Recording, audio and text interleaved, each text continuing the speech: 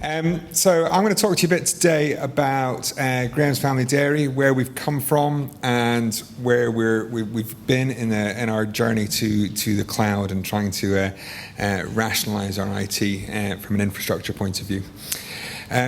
Graham's Family Dairy were founded in 1939, so we've been on the go for a very long time, and it is a proper family business. We still have Robert Graham Sr. as our chairman, his wife is our company secretary, the younger Robert Graham is our managing director, his sister is the marketing director. So we've had this very small, close-knit business that's been going since they were croft farmers back in the 30s. But the business itself has really started to take off since the 1990s, since young Robert joined the business. Back in the sort of the 80s and in 1990, we were just delivering doorstep milk. So your milkman dropping milk off in Stirling and Bridge of Allen, not a big business at all. And from the 1990s through the 2000s, we've managed to accomplish a huge amount in now being one of Scotland's biggest food and drink brands. We're now actually ahead of Iron Brew on our take-home sales. Even down here, down in England, we sell a lot of our Gold Top products, which is the sort of the Jersey milk, the Jersey cream, through in Waitrose and Sainsbury's, all the way down to the south coast. And in fact, all of the cottage cheese for Marks and Spencer's and Aldi throughout the UK. In 2011, the brand was sort of, Carol came on board and developed this brand that's allowed us to go into these much larger organisations. So we're now in all of the major supermarkets. We deliver to McDonald hotels, to Costa Coffee, to Starbucks, to Aldi, to lots of customers. But not only these multiples, but also we're still delivering to your local corner shop, to bars, to restaurants, and even in a couple of areas in Scotland, we still do doorstep milk. So we've got a massively varied customer base, which does make a lot of challenges in the supply chain.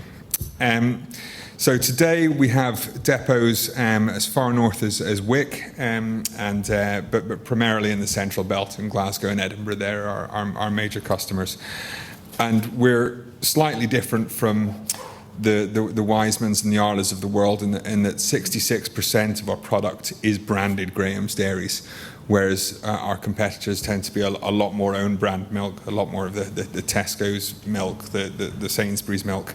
In Scotland, the own brand stuff that we do is primarily Waitrose Essentials milk and the Aldi and Lidl milk.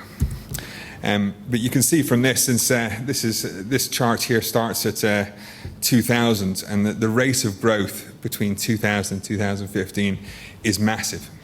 And from an IT point of view, what you've had is this family-owned business that's been, in the early 90s, was hand-filling milk.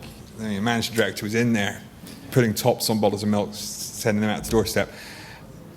And the company's grown exponentially, but the IT has unfortunately lagged behind because IT was not a core focus of the business.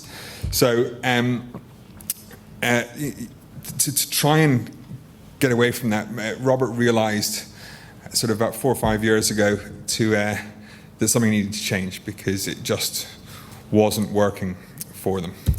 So when we started this journey from an IT point of view, the systems were, there was very old servers in there, very limited storage, unreliable tape backups, limited mobility, lots of aging PCs, lots of virus issues. There was no trying to work on the remote sites was a real issue, and it was costing them a lot in terms of IT support and in terms of downtime. Whereas today, this is a wee video which I'm going to show you, which is where we are. So Microsoft did a wee case study on us. So this is showing you a bit of what we're doing just now. My grandfather came to our farm here in Bridge of Allen in 1939. He rented a farm from the local estate. He milked cows by hand, delivering milk in the village by horse and cart. He worked incredibly hard. My father went into the business when he was 16. I joined in 1991, straight from university. I think the biggest step for us was when our business rebranded in 2006 to Graham's a Family Dairy. We talk about our family serving your family, talk about farming, talk about trust. We deliver milk throughout all of Scotland, from very top right to the borders. Communication for our business is critically important. Moving to Office 365 was the right thing for the business. There's been lots of benefits. But moving to the cloud, we've had more reliability, we've not had to rely on a server, we've had no email outages since we moved to Office 365. In the morning, when I turn my computer on through Power BI, I can see all the live data up to minute in terms of how we're performing. We work with 98 farmers across Scotland. SharePoint allows us to create a platform where they can come in, keep up to date with news about the business. OneDrive for Business allows us to be able to access the same document no matter what device we're using. We're not working off slightly different variations of documents. Office 365 has brought some fantastic new tools for helping our sales team communicate. For us, possibly the most exciting just now is Yammer. We started off here at my grandfather's farm with 17 employees, and now we're a business with hundreds of employees across different sites in Scotland. Technology for us has been a huge part of allowing us to grow a business, still keep the values and attributes that helped us be successful. It is important to remember we're a family business. So that was a bit of a Microsoft advertising there. Apologies for that. So the first step we did in moving to the cloud was really Exchange Online. It was a very easy thing for us to do, to going from a sort of an Exchange 2003 architecture into an online system. And it's been really, really good for the business. It's been so easy in terms of the migration and in terms of the availability of email now. It's just unbelievable. And in fact, recently we've just deployed the Advanced Threat Protection, which is an extra layer of security, which is part of the new Office 365 suites that have just come out. The second step for us was Intune management. So this was is a product which basically allows us to not only just antivirus on PCs, but having standardized builds, getting visibility of all the hardware in the business, and especially with our delivery handout, we have 250 mobile devices out there with drivers that are delivering milk on a daily basis with little thermal printers. And that's just been very easy.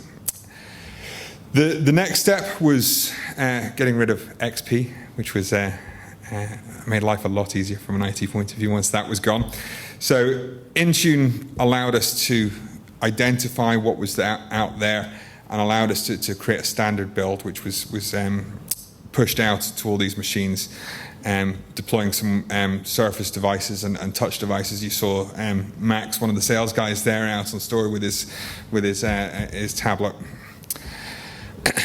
Next step for us was Windows Mobile. In spring 2014, we got rid of all of our BlackBerries, moved onto the Microsoft Lumia platform, which is incredibly cost effective and really allowed the use of spreadsheets and PowerPoint, etc., on phones very easily, rapid access to their data, and made it a lot more holistic with the on-premise applications. But the real jump for us was when we started using Azure. So we started in Azure using it for our backups. So we now everything gets backed up locally onto disk and then squirted up to the cloud on a nightly basis. We've now got our Active Directory all in the cloud, so that there's we've got an excellent disaster recovery platform there. We've got a very easy access for the remote sites, and it's been very cost effective. The big thing we've had from the board of directors was, we have this ethos of a family-owned business, and Robert was sitting there going, right, well, we've gone from, what did he say, 14 employees to over 700 employees now. How do you get the feeling of a family-run small business out to 700 people? So we deployed Yammer as a social networking platform within the business. So we've got all of the sales guys are able to take photographs of their displays to communicate back to the business of what they're doing, what the customers are saying. We have the ability to communicate out to guys who are driving the lorries, who are picking the milk, who are packing stuff in the depots, guys that aren't traditionally connected to IT, so they don't have an email address. They don't see the managing director every day. And the person that's really taken this on board has been, in fact, Jean Graham, who's the current MD's mum, who absolutely loves this. She's in her early 80s, and she sits on Yammer and just doling out basically praise to the sales guys whenever they post it, which of course they love, because what sales guys don't love praise from the board. So it's been fantastic, and we've in fact just recently integrated this with our digital signage. So all of our depots have big TVs in the receptions, and we're able to, and we have the TVs in the canteens as well, and they're able to sort of see the messages that are going on in the business, so that the guys out there, your drivers, the guys who are washing the vans, the guys that are milking the cows, these guys can see what's going on with the rest of the business. Last year, we went and implemented Azure databases, which was really for our front office for ordering system. So we had a big issue in that we had these 7,000 customers, 7,000 customers, and 250 lorries delivering milk every single day. And they were going out with carbon copy paper printed on impact printers, the proper old school duplicate paper. And they were going out and they were getting, orders were getting changed, and they were scribbling them out and writing on the orders and all of this stuff. And as you can imagine, in Scotland, going out with a little bit of paper when you're outside in the winters, it comes back quite soggy sometimes. And there were teams of staff who were rekeying all this data on a daily basis. So we thought, well, hang on, guys, we need to sort this out. We need to do something a bit more clever. So we implemented this ERP system. It's not really an ERP system, an order management system, which is based on ruggedized Android handhelds backed into Azure, managed by Intune, with a Yammer client on it for communication, and that's getting the data in and out of Azure so that it's always connected, backed up into Azure databases, which is then integrated into our on-premise financials. And it's just been night and day for the guys out there. 2015, we also rolled out SharePoint and Power BI. SharePoint's not drastically exciting, but it did make a big difference for the guys at the remote sites being able to access data. But the Power BI piece has been very interesting. We're able now to pull together the data from different systems, from our milk payment system to our delivery note system to our EDI system to all of these things, pulling together, providing those dashboards so that Robert can get up in the morning and look at his iPad and then pick up the phone and shout at somebody. So it has been very, very good for them.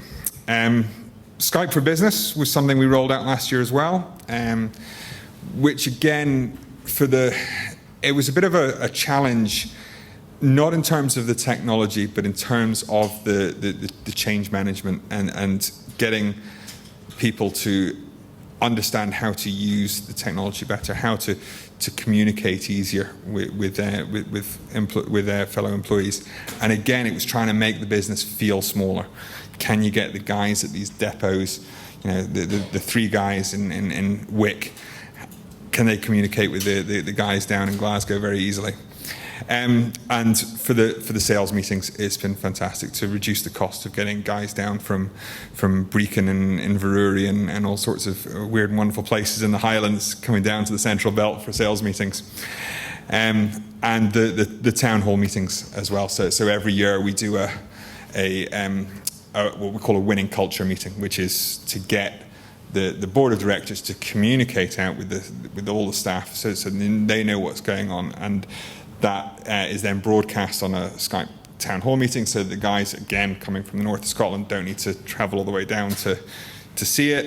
And again, that gets recorded so that it can be uploaded onto Office 365 video, which then goes on our digital signage, and you start to see the whole thing coming together now. So that's just been fantastic. So what am I doing this year? I'm really busy this year. It's going to be, we've done self-service password reset, which has taken a huge load off of the IT help desk, so that the guys are able to sort their own security out when they're out on the road. We've 95% through Windows 10 rollout, which has been a huge success. We're doing some system sensor management to manage our Azure piece, which is very much in progress at the moment. We're looking at some multi-factor authentication to help the guys secure the guys accessing remotely from home. We're looking at a customer web application and mobile app based in hosted in Azure, which is then going to allow our customers, the chefs at 11 o'clock at night, to order their cream for the next day, to solve all the problems we've got with it. Believe it or not, we get a lot of orders by fax still.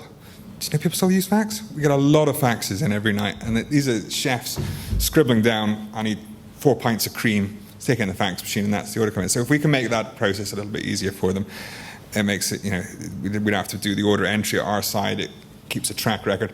But we can also use things like Azure machine learning to recommend products and spot gaps in our products with customers. And then IoT, hey, big buzzword. IoT is going to be huge for us. I've got a lot of projects we want to do. We have our milk cages. So you go to the supermarket and you see your milk in those steel cages. Each one of those cages costs 80 quid. We have 250,000 of them, and we lose them like you wouldn't believe. People keep them in their stock rooms to store stuff. People pinch them for scrap metal value, and our competitors will pick them up as well and use them as their own. Quite often, you'll go into the supermarket and you'll see Wiseman milk in an Arla cage, or Graham's Dairy's milk in a Wiseman cage. You'll see all these things. So if we can reduce that loss, that's fantastic. Vehicle monitoring, so 250 vehicles out on the road there. If we can bring that data together, we've got traditional fleet tracking, but can we get the data from the temperatures of the vehicle so that we can then say to customer X, your milk was delivered at 4:32 this morning, the temperature in the van was 3.5 degrees, therefore we're compliant with our contract with you. CCTV, centralizing that into an IoT platform, integrating it with vehicle CCTV to lower insurance costs, to improve reliability of the drivers and driver behavior. Temperature monitoring in our fridges, in all our cold stores, centralizing that. We've got different systems at different places. Door entry systems, silo levels. I mean, we have these great big silos that the raw milk comes in every day from our 98 farmers. And there's a guy stands there and watches the level of this milk. And if he goes away and has a cup of tea and the milk reaches the top of the tank, it comes out the top and starts pouring down the street, which is just useless. So can we have an automated system to do that? Can we integrate that into the central management? Can we know what the levels of raw milk in Nairn are from Bridge of Allen, from our head office, so that we can send the right quantities of milk up for the production? And then production monitoring. So at the moment, all of our production monitoring is done very legacy, very manual, clipboards, tick boxes. Can we start to automate that? Can we bring in some of that data? We talked earlier about data everywhere. Can we start centralizing that? Can we start learning from that? And then the connected cow. So the connected cow it's a bit pie in the sky, to be honest, but it's a system whereby you can put what is essentially a Microsoft, not Microsoft, but a Fitbit kind of thing onto the legs of your cows, and they can detect from the way they walk as to whether they're going into estrus, going to heat, and they can take that window down to sort of a 12-hour gap, and you can predict, depending where in this 12-hour period for insemination, you can predict whether they're going to calf a male calf or a female calf. And obviously, male calves don't produce milk, so we only want female calves in the herd. So if we can improve the productivity of the herd that way, then obviously there's value in that as well. But I'm around all day. Come and grab me if you want to. If you have any questions, I love speaking about this stuff. So happy to answer any questions. You grab me on my emails there, my LinkedIn's there if you want any more. Thank you very much.